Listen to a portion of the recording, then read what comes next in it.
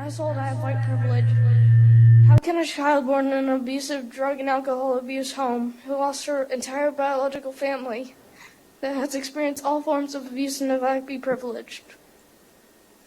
If you found a child at 15 months in a home with holes in the floor eating cat poop, would you consider them privileged?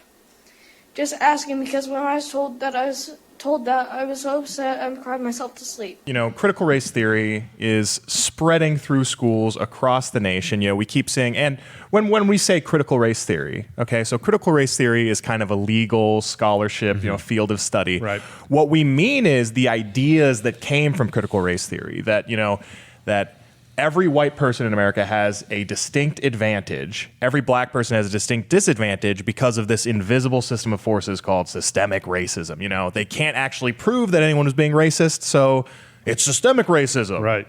Obviously, that's what it has to be. Sure. And so these ideas, you know, white privilege and all that stuff, these ideas are being taught at schools everywhere, and parents are standing up to it. Parents and their kids are standing up to it. We've seen dozens of videos of such people standing up at school board meetings. Right. They've gone viral for saying, hey, stop indoctrinating our kids.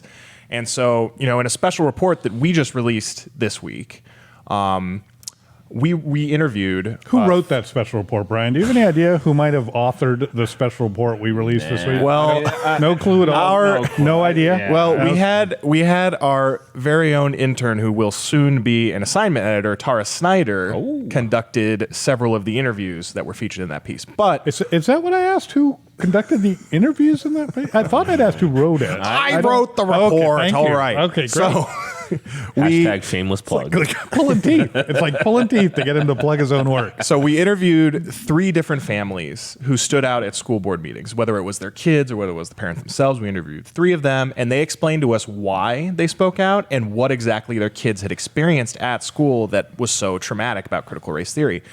And just to get us into this segment, I'd like to show this clip from this little girl. She's a foster child from Fishers, Indiana, explaining how critical race theory, you know, how it caused her psychological harm. So, example, I was told I have white privilege. How can a child born in an abusive drug and alcohol abuse home, who lost her entire biological family, that has experienced all forms of abuse and neglect, be privileged?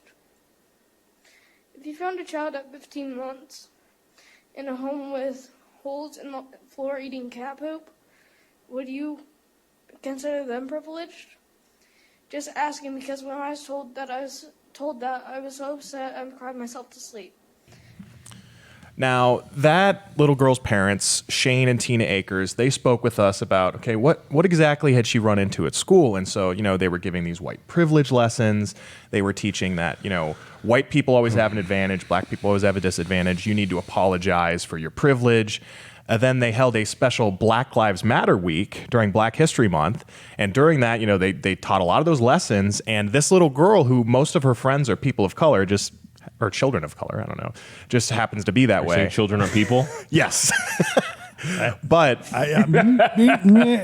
all of her friends are minorities, basically, and all of them decided they ostracized her, and they refused to sit next to her at lunch because she was the privileged white girl. She's the reason that everything is wrong with our lives. Yeah. It's because of this little girl. So that just goes to show you what this sort of indoctrination is actually doing to kids. That's a real life application. And in a lot of these stories on critical race theory, we're not seeing the actual like boots on the ground effects. Yeah. That is one of them. Another one, Keisha King, she's a friend of the Western Journal. She's written some She's great. Op-ed pieces for us. She's fantastic. Great. She spoke out in Florida against this stuff. And when I spoke with her about what her daughter has experienced, she told me that her daughter has been made to feel extremely uncomfortable. Whenever they bring up these sorts of lessons, she feels like she has to think and act a certain way. Otherwise, she's not being black. Well, that's correct. She does have to. I mean, that is the lesson. That's what they want her to think. And she is learning the lesson they're trying to teach her. And specifically, they were going through a lesson, and this follows up. So, you know, I went to college. I finished up college about 2 years ago, and a lot of these things were being taught in my classes, and this lines up with exactly what I experienced. So her daughter was going into a literary lesson about some, American literature classics. And the teacher just all of a sudden started asking all these leading questions about, okay, so how is racism found here? What about this is racist? And that is exactly what CRT does. What CRT teaches is if something is written by a white person, it has to be promoting white supremacy. Right. There's no other. Just a matter of finding That's just what white people do. And I actually have a quote from one of the leading CRT scholars, Robin DiAngelo, who said, "The question is not, did racism take place, but rather, in which ways did racism manifest in this specific context?" So just to break it down, our kids are being taught to see racism everywhere, and it's dividing them. They're avoiding each other at class. They're segregating themselves into little races, into their races and all this. So how do you guys think the battle against CRT is going? Because obviously we've gone so far with all of these school board meetings, with all of our coverage of it from the conservative media. We've really led the charge on this. It seems like it's been exposed for what it is. Then again, we're seeing this stuff is still happening all over the country. So, what do you guys think about that? I mean, not to be too pessimistic, we're losing. We're losing the war against CRT. Maybe just since I became a dad, I've just grown incredibly soft and weak. But man, my heart hurt for that video clip. That hurt, genuinely. Yeah. That hurt me. And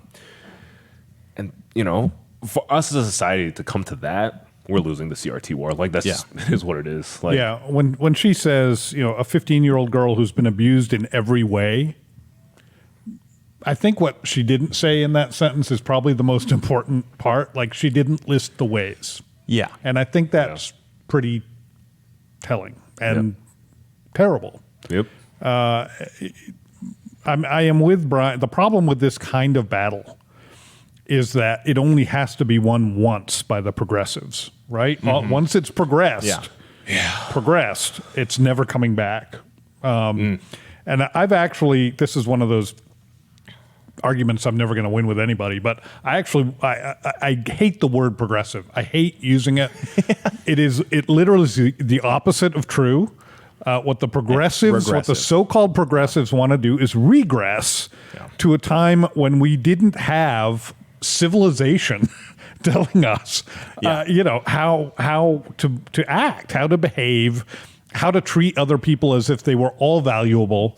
And has civilization done that perfectly for 2,000 years? Of course not. Don't be stupid. No, it hasn't. But that doesn't mean you throw the whole thing away and just there are no rules. And that's essentially what the progressives want. Do away with all the rules and, start over. And that is disastrous. It's a recipe for disaster.